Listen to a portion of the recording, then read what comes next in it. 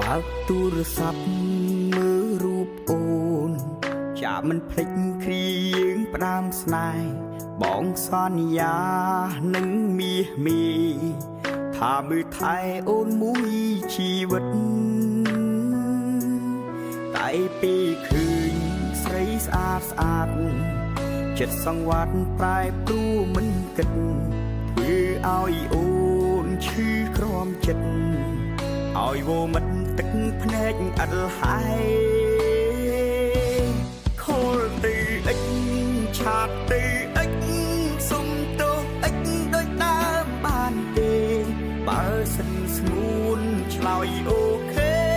បងសុំមើលថែអូនជាថ្មីអូនរីផ្លាយតបវិញថាពេលនេះជីវ៉ាមានគេក្រាស់ហើយមិនអាចដូចដើមវិញឡើយអើបងអើយគីល្អខ្លាំងណាស់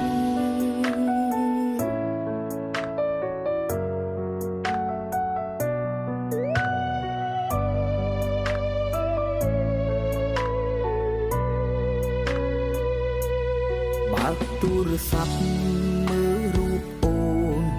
ចាមិនភ្លេចគ្រាយើងផ្ដាំស្នេហ៍បងសន្យានឹងមាសមីថាមើលថែអូនមួយជីវិតតែពេលឃើញស្រីស្អាតស្អាតចិត្តសង្វាតប្រែប្រួលមិនគិតធ្វើឲ្យអូនឈឺក្រោមចិត្តឲ្យវមិតទឹកភ្នែកអត់ហើយខលទៅអិច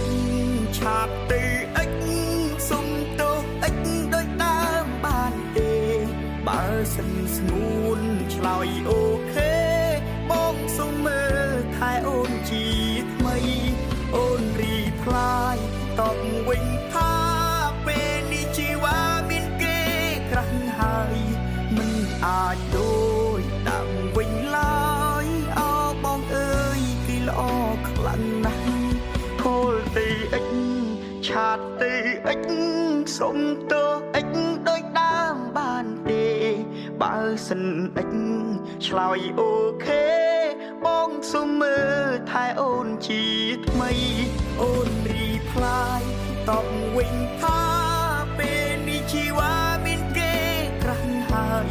មិនអាចដូចដើមវិញឡើយអើបងអើយគេល្អខ្លាំងណាស់